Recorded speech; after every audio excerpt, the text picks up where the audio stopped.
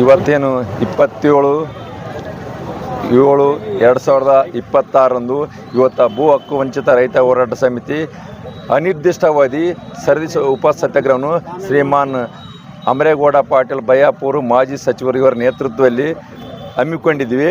ಇದು ನಮ್ಮ ಹೋರಾಟ ಇಂದಿಂದಲ್ಲ, ಸುಮಾರು 4 ವರ್ಷದಿಂದ ನಾವು ಇದರ ಬಗ್ಗೆ ಸತತ ಹೋರಾಟ ಸರ್ಕಾರ ಮಟ್ಟದಲ್ಲಿ ನಮ್ಮ ಜೊತೆಗೆ ಹೆಗಲು ಕೊಟ್ಟು ತಮ್ಮ ಏನು ಶಕ್ತಿ ಐತೆ ಅಷ್ಟೆಲ್ಲ ಉಪಯೋಗ ಮಾಡಿ ಸರ್ಕಾರ ಮಟ್ಟದಲ್ಲಿ 3-4 ಸಲ ಇದರ ಬಗ್ಗೆ ಸಂಪೂರ್ಣ ಚರ್ಚೆ ಸರ್ಕಾರದ ಈ ಗಣಿ ಮತ್ತು ಭೂ ವಿಜ್ಞಾನ ಅಧೀನ ಕಾರ್ಯದರ್ಶಿಗಳ ಅವ್ರ ಜೊತೆ ಮತ್ತು ಕಂಪನಿ MD ಜೊತೆಗೆ ಹಲವಾರು ಸಲ ಪತ್ರ ವ್ಯವಹಾರ ಮತ್ತು ಅವರು ನಮ್ಮ ನಡುವೆ ಮೌಖಿಕವಾಗಿ ಆಮೇಲೆ ಬೆಂಗಳೂರು ಮುಖ್ಯ ಕಚೇರಿಯಲ್ಲಿ 2-3 ಸಭೆಯಾಗಿ ಇದಕ್ಕೆ ರೈತರಿಗೆ ನಿಮ್ಗೆ ಅನ್ಯಾಯ ಆಗಿದ್ದು ಖಂಡಿತ ಇದು ಒಪ್ಪಿಗೆಂದರೆ ಕಂಪ್ನಿ ಅಧಿಕಾರಿಗಳಾಯ್ತು ಸರ್ಕಾರ ಆಯ್ತು ನಿಮ್ಗೆ ಅನ್ಯಾಯ ಆಗಿದೆ, ಇದಕ್ಕೆ ನಾವು ಸೂಕ್ತ ತೀರ್ಮಾನ ಕೊಡ್ತು ಅಂತ ಹೇಳ್ತಾ ಬರೀ 4 ವರ್ಷದಿಂದ ಇದೇ ಹೇಳಿಕೆಂತ ಬಂದಿಂದ ನಾವು ಅನಿವಾರ್ಯವಾಗಿ ಇವತ್ತು ಹೋರಾಟಕ್ಕೆ ಧುಮುಕಿದ್ದೀವಿ. ಇದು ಏನಪ್ಪ ಅಂದ್ರೆ ಇದರಲ್ಲಿ ಭಾಳ ಗೋಲ್ಮಲ್ಲ ಇದೆ. ಇದು 1968ರಲ್ಲಿ ನೋಟಿಫಿಕೇಷನ್ ಆಗಿದೆ. ನೋಟಿಫಿಕೇಷನ್ ಏನಂತಾಗಿದೆ, ಟೋಟಲ್ 1305 ಎಕರೆ ಗಣಿ ಲೀಸ್ ಅಂದರೆ 528 ಹೆಕ್ಟರ್ ಗಣಿ ಲೀಸ್ ಅಂತಂದು 905 ಭೂ ಸ್ವಾಧೀನ ಆಗೈತೆ.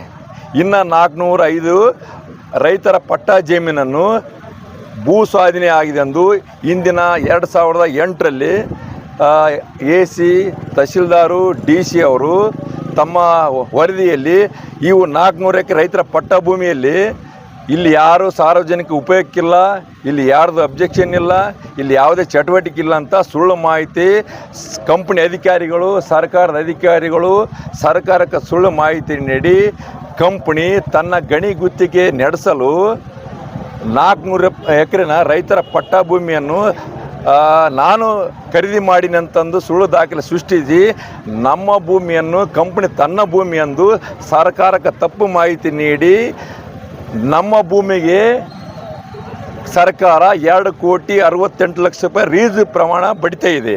50 ಒಂದು ಭೂಮಿಯಲ್ಲಿ ECಯಲ್ಲಿ ಗಣಿ ಕಂಪನಿ ಹೆಸರು ಬರ್ಬೇಕಂತ ನಿಮ್ಗೆ ಒಪ್ಪಿರಲಾರ್ದು ಹೆಂಗ್ ಬಂತು ಅನ್ನೋ ಪ್ರಶ್ನೆಯಲ್ಲಿ ಮಾಡ್ಬೋದಾಗಿದೆ. ನಾನು ಮಾಡಿದ್ದೇನೆ ಸರ್. ನನ್ನ ಅನುಭವ ಆಗಿದ್ದು 15/12/22 ಸ್ವತಃ ನನಗೆ ಅನುಭವ ಆದ್ದು ಹೇಳಕತ್ತೀನಿ. ನಾನೇ ಇದ್ರ ಬಗ್ಗೆ EC ತೆಗ್ಸಕ್ಕೆ ಹೋದೆ.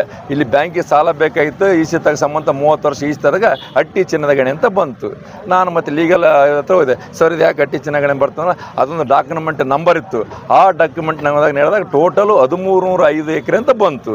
1305 ಹೆಂಗೆ ನಮ್ಮದಾಗ ಇದಾಯ್ತು ಅಂದ್ಕಿಸ್ ಮತ್ತೆ ನಾನೇನು ಮಾಡಿದೆ, ಕಂಪ್ನಿ ಅಧಿಕಾರಿಗಳು ಒಂದು ಪತ್ರ ಕೊಟ್ಟೆ 15/12/22 ಸರ್ ನಮ್ಮ ಭೂಮಿಯಾಗ ಹಿಂಗೆ ಬರೋಕೈತದಲ್ಲ ಅಂದರೆ ನಮ್ಗೆ ಇದಕ್ಕೇನು ಸಂಬಂಧ ಇಲ್ಲ, ಇದು ಸರ್ಕಾರಕ್ಕೆ ಸಂಬಂಧ, ನಿಮಗೆ ಸಂಬಂಧ, ನಾವು ಯಾರು ಇದು ತಪ್ಪು ಮಾಡಿಲ್ಲ ಅಂತಂದು ಹಿಂಬರಕ್ಕೆ ಕೊಟ್ಟರು. ಆದಿಂದಾಗ ಮತ್ತು ನಾನು ಹೋಗಿ ಮಾನ್ಯ ಸಚಿಲರ್ ಲಿಂಗಸೂರಿಗೆ ಹೋಗಿ ಮತ್ತೆ ಪತ್ರ ಕೊಟ್ಟೆ, ಮತ್ತು ಏಶ್ವರಿಗೆ ಕಂಡೆ, ಮತ್ತು ಇಬ್ಬರಿಗೆ ಮಾಹಿತಿ ಕೊಟ್ಟಾಗ ಅವ್ರು ಏನಂದರು, ಇವ್ರಿಗೆ ಪತ್ರ ಬರೆದ್ರು, ಇದು ನಮ್ಗೆ ಇದು ಸಂಬಂಧ ಇಲ್ಲ ವಿಷಯ, ಪಾಣ್ಯಾಗೆ ಬಂದ್ರೆ ನಾವು ಅದಕ್ಕೆ ಎಂಟ್ರಿ ಆಗಿ ಬರ್ತಾ, ಏಶ್ವರ ಆದ್ರೆ ಭೂ ಸ್ವಾಧೀನ ಅವ್ರು ಎಂಟ್ರಿ ಆಗಿ ಬರ್ತಾ, ಇದು ಉಪ ನೋಂದಣಿ ಅಧಿಕಾರಿ ಲಿಂಗಸೂರು ಇದಕ್ಕೆ ಸಂಬಂಧಪಟ್ಟದ್ದು ನಮ್ಗೆ ಸಂಬಂಧ ಕೊಟ್ಟಿಲ್ಲ ಅಂತ ಅವರು ಕೂಡ ನಮ್ಗೊಂದು ಪತ್ರ ಕೊಟ್ಟರು.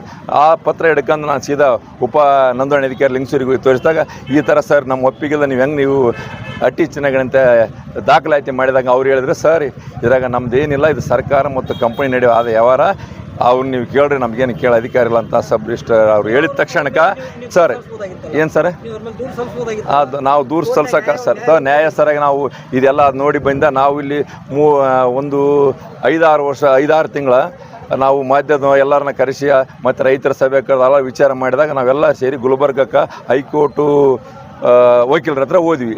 ನಮ್ಮ ದಾಖಲಾತಿ ತೋರಿಸಿದಾಗ ಅವ್ರು ಏನಂದರು, ನಿಮ್ಮದು ಏನು ಅಧಿಕಾರ ಇಲ್ಲ, ಎಲ್ಲ ಅಧಿಕಾರ ಕಂಪ್ನಿದೈತೆ. ಇವತ್ತೇ ಕಂಪ್ನಿಯವರು ಒಂದು ಭೂಮಿ ಕೇಂದ್ರಕ್ಕೆ ಒಂದು ಅರ್ಜಿ ಕೊಟ್ರೆ ನಿಮ್ಮ ಹಕ್ಕು ಏನಿಲ್ಲ, ನಿಮ್ಗೆ ಹಕ್ಕು ಏನಿಲ್ಲ, ನಿಮ್ಗೇನು ಹೋರಾಟಕ್ಕೆ ಯಾವುದೇ ಅವಕಾಶ ಇಲ್ಲ ಅಂತ ನಮ್ಗೆ ನಿವೃತ್ತ ಜಡ್ಜ್ ಅವರು ಹೈಕೋರ್ಟ್ ಅವರು ಹೇಳಿದರು.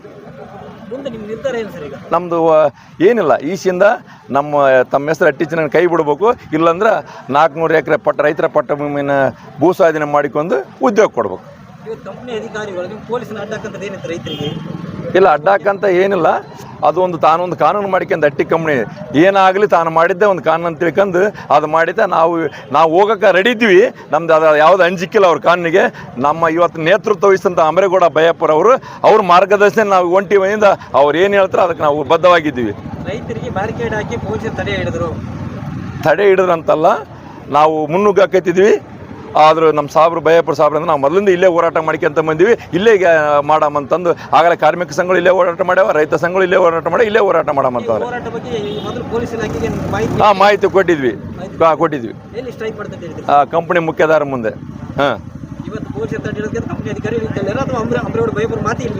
ಅಮರೇಗೌಡ ಸಾಬ್ರು ಬಯ್ಯಾಪುರ ಮಾತು ನಿಂತೀವಿ ನಾವು. ಪೊಲೀಸರ ಮಾತು ಕೇಳಿಲ್ಲ, ಕಂಪನಿ ಮಾತು ಕೇಳೋದಿಲ್ಲ. ನಮ್ಮ ಹೋರಾಟ ಗೆಲ್ಲುವವರೆಗೆ ನಮ್ಮ ಹೋರಾಟ.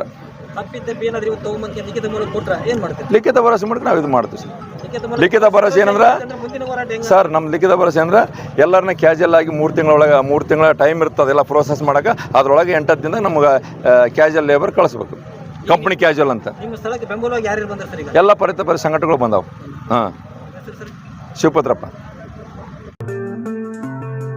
RTV ಕನ್ನಡ, ಚಿನ್ನದ ನಾಡಿನ ಕನ್ನಡಿಗರ ಧ್ವನಿ. ನಮ್ಮ ಚಾನೆಲ್ ವೀಕ್ಷಿಸಿದ ನಂತರ ಲೈಕ್ ಮಾಡಿ, ಶೇರ್ ಮಾಡಿ, ಸಬ್ಸ್ಕ್ರೈಬ್ ಮಾಡಿಕೊಳ್ಳಿ. ರಾಯಚೂರು ಜಿಲ್ಲೆಯ ಪ್ರತಿನಿಧಿ ಶ್ರೀನಿವಾಸ್ ಮಧುಶ್ರೀ, ಹಟ್ಟಿ ಚಿನ್ನದ ಗಣಿ. ಧನ್ಯವಾದಗಳು.